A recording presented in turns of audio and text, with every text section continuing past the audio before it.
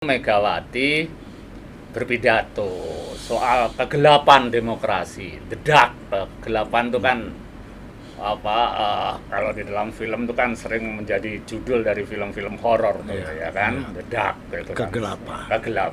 Kegelapan demokrasi. Nah, saya jadi ingat film Omen. Nah, kebetulan ada analogi-analogi yang menarik kalau kita rakit menjadi satu analogi namanya, satu logika berpikir gitulah ya. Jadi film Omen itu kan menceritakan seorang anak yang bukan anaknya karena dia digantikan kan, dan kemudian disayangi, dan sebagainya. Dirawat, diurus, ya. Ternyata dia adalah sumber bencana, karena dia punya dinasti gen yang berbeda dari orang tuanya. Nah, lebih fatal lagi adalah di film itu sudah dijudge bahwa dia adalah dinasti dari iblis, keturunan iblis gitu.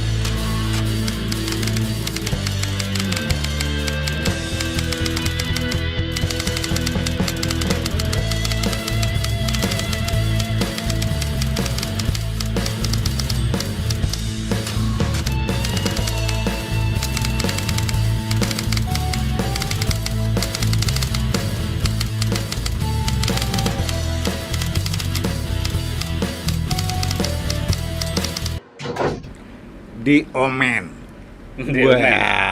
anak setan, anak iblis, anak dinasti iblis. Oh, itu gimana sih Anda bisa? Itu film horor. Saya tahu itu film Amerika yang cukup top, yang kemudian film itu banyak melahirkan omen-omen yang lain, kan? Karena jadi itu bicara tentang ada 3 sukses yang sering saya katakan di film Omen itu, dan kebetulan genrenya kan horor. Kita itu kan banyak kritikus menyayangkan bahwa tren kita film horor, dan seakan-akan film horor itu tidak bisa mencapai estetik dan pengetahuan selain hanya ngejar komersil gitu kan. Nah, ini saya kasih contoh. Film horor pun juga bisa yang memenuhi standar estetik sehingga dia dapat Oscar, kan?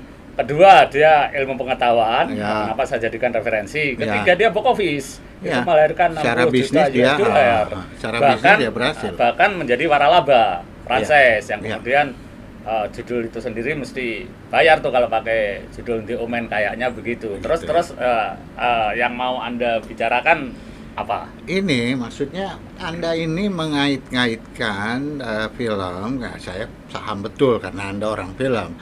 Pastinya kalau Anda mau bicara tentang sesuatu, pasti panjatannya film, kan begitu. Cuman yang saya ingin tanyakan kepada Anda adalah apa kaitan Omen dengan kondisi yang terjadi saat ini? Gitu. Loh, Anda kan sudah baca ya di Suara Merdeka itu kan, tulisan saya itu kaitannya tentu seperti yang tertulis di opini itu ya. Jadi hari Minggu itu sama harinya sama dengan kejadian di Rembang ya. Dan viral kan itu Megawati berpidato soal kegelapan demokrasi, the dark. Kegelapan itu kan kalau di dalam film itu kan sering menjadi judul dari film-film horor tuh, ya kan, the dark itu kan. Kegelapan demokrasi. Nah, saya jadi ingat film Omen. Nah, kebetulan ada analogi-analogi yang menarik kalau kita rakit menjadi satu analogi namanya, satu logika berpikir gitulah ya. Jadi film Omen itu kan menceritakan seorang anak yang bukan anaknya karena dia digantikan kan, dan kemudian disayangi, dan sebagainya. Dirawat, diurus, ternyata dia adalah sumber bencana, karena dia punya dinasti gen yang berbeda dari orang tuanya. Nah, lebih fatal lagi adalah di film itu sudah dijudge bahwa dia adalah dinasti dari iblis, keturunan iblis gitulah ya kan.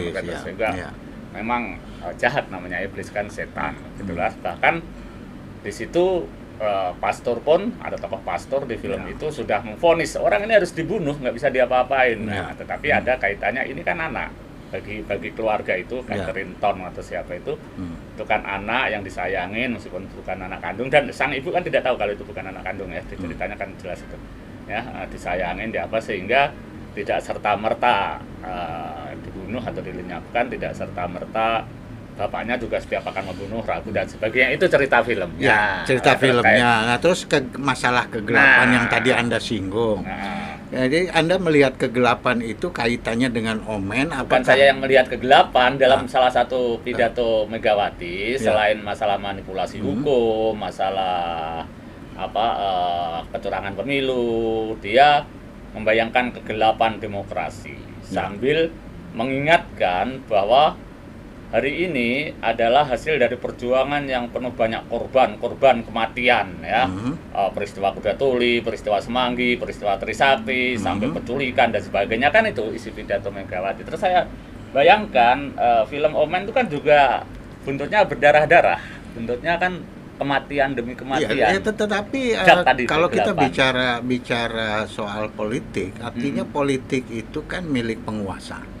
Artinya penguasa itu kan bisa menentukan arah kebijakan politiknya sendiri. Apakah yang dikatakan oleh Megawati itu bahwa kegelapan politik itu emang begitu sepenuhnya atau bagaimana? Kalau saya melihatnya bahwa setiap orang itu kan mempunyai itu nanti. Cuma saya ingin mensinkronkan dulu kenapa Omen menjadi analogi dari peristiwa Megawati. Karena gini, Omen kan ceritanya seperti itu tadi, anak.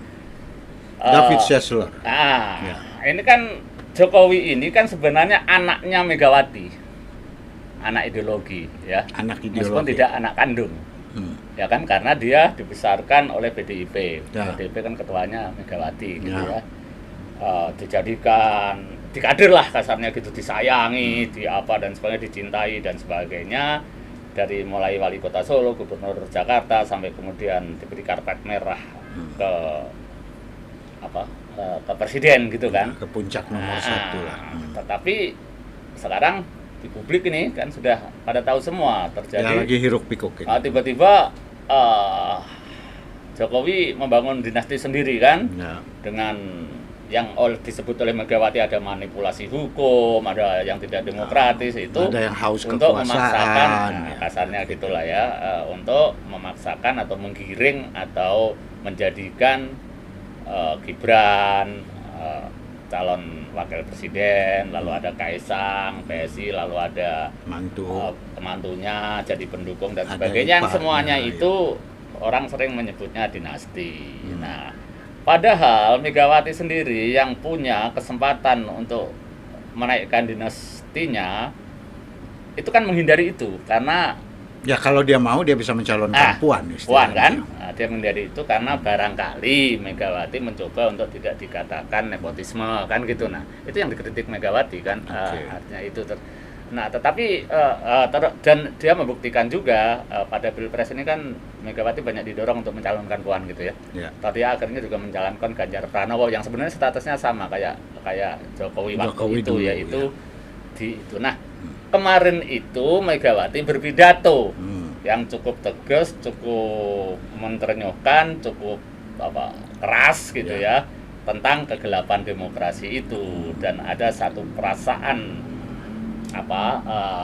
perasaan semacam mengingatkan lah. Sebenarnya banyak orang menafsirkan tuh bentuk sakit hati dan sebagainya, bentuk kekecewaan dan sebagainya, tetapi kalau saya mengingatkan. Tapi satu hal yang kita catat, kita bandingkan dengan film Omen tadi adalah di situ Megawati tidak bicara tentang misalnya Jokowi itu harusnya setia dong, Jokowi itu harusnya balas budi dong. Tapi begini, masalahnya begini, kenapa persoalannya selalu dipersoalkan di ujung? Kenapa tidak diprediksi hal-hal yang bisa menjadi seperti itu? Sebagai sebuah partai politik, ketua partai yang lain-lain juga kan harusnya jauh-jauh hari sudah mempersiapkan rambu-rambu sehingga hal itu tidak bisa terjadi. Nah, secara demokrasi kan apa yang dilakukan itu sudah melalui mekanisme, cuman kan ini masalah etis tidak etis saja, ini masalah etika aja kan sebetulnya, iya kan? Ya bukan hanya dong. Demokrasi kalau nggak pakai etika gimana? Ya itu dia. Jadi ini kan persoalannya kalau udah bicara etika kan sudah bicara orang per orang, gitu. Iya. Jadi gini dulu. Sebenarnya saya mau bicara sebelum itu ya. Itu saya kaitkan dengan bagaimana di dalam satir tulisan saya itu bagaimanapun Megawati ini seperti ibu di dalam film Omen. Itu dulu supaya kaitan dengan itu ya. Bahwa meskipun anaknya ini jahat, dicurigain sudah membunuh ini, turunan iblis dan sebagainya, tetapi naluri kasih sayang seorang ibu tetap saja ada. Gitu ya, sehingga itu kemarin muncul dalam tampilan Megawati ya yang tidak langsung menjas Jokowi, bahkan memecat dari situ juga enggak. Terus tadi Anda bicara ini sebenarnya sudah wilayah politikus ini ketika Anda bicara demokrasi, etika dan sebagainya ya. Kalau ya kita kan demokrasi kan harus berdasarkan etika. Demokrasi itu kalau secara prosedural betul, makanya sering disebut demokrasi di Indonesia ini baru prosedural, yaitu tadi tahapan-tahapan prosedurnya tidak melanggar konstitusi misalnya gitu kan. Ya kan gitu yang Anda maksudkan. Ini kan sudah keputusan MK kan memang final dan mengikat. Ini kan sudah sesuai jalur hukum. Kalau memang nggak puas kan digugat, tapi kalau keputusan MK nggak bisa digugat. Kalau Gibran dicalonkan kan yang mencalonkan bukan Jokowi tapi kan partai-partai. Ini kan juga untuk dan sebagainya. Artinya secara formal dia memenuhi syarat demokrasi.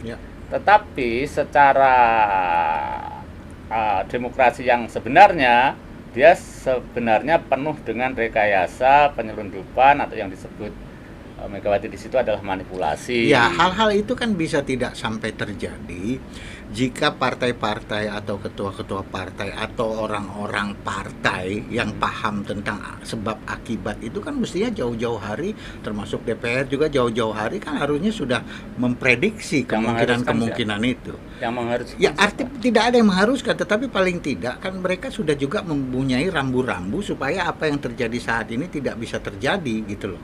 Tapi kalau sudah di ujung begini semuanya langsung ada yang nangis, ada yang protes, ada yang marah, ada yang terus gimana? Ya ada yang manipulasi, ada yang curang, ada yang tadi rekayasa, ada yang menahan seprindik. Jadi gini loh, ya Kak, tadi kan Anda seakan-akan harusnya kan bisa diprediksi ketua-ketua politik ya nggak bisa kalau mereka misalnya menjadi bagian dari itu. Nah makanya itu dia yang saya maksud. Saya selalu cerita tentang semacam selalu pranata sosial atau pranata hukum atau pranata demokrasi.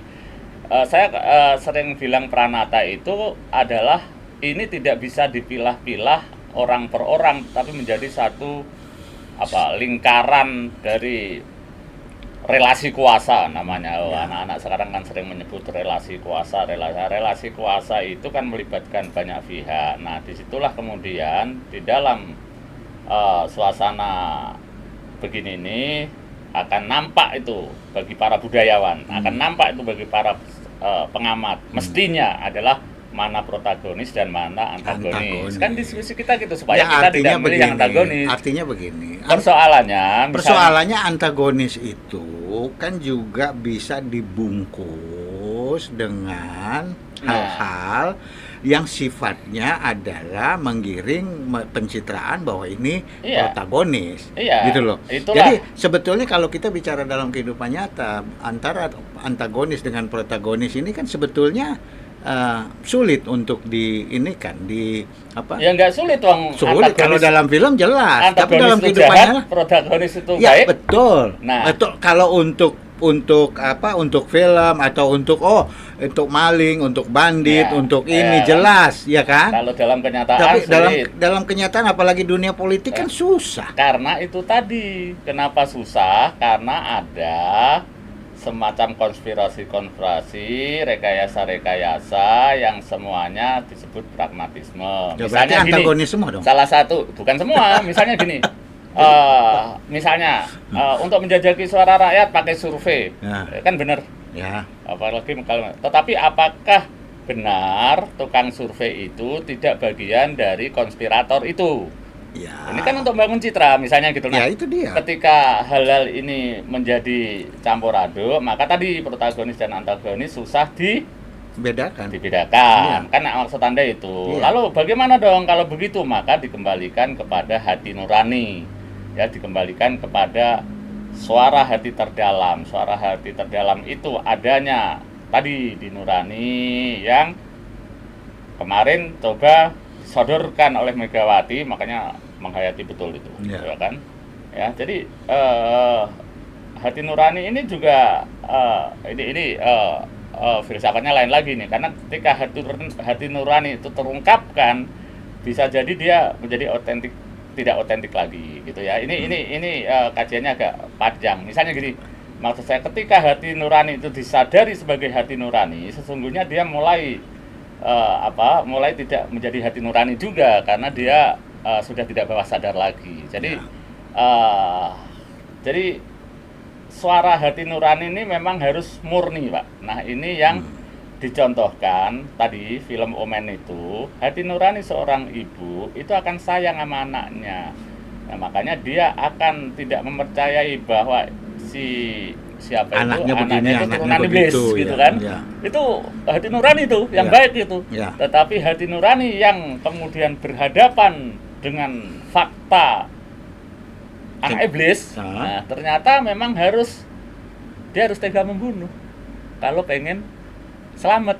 Ya. Seperti saran sang pendeta itu atau sang pastor itu di film itu. Ya. Tetapi saya kasih ilustrasi juga, pada faktanya penonton seneng ini Omen dihidupkan kembali, maka muncullah omen yang lain setelah itu, kan gitu. Makanya saya kalau membaca tulisan Anda, kalau bicara dengan Anda, itu yang saya bilang, saya masih butuh banyak asupan nutrisi supaya lebih memahami. Jadi ini memang sebuah ilustrasi, mungkin satir gitu ya. Jadi satu ilustrasi ya dalam bentuk tulisan, Pak ya, yang fungsinya adalah mengajak kita mengasah pikiran, mengasah kesadaran, berdiskusi tentang pikiran-pikiran mendasar berdasarkan analog.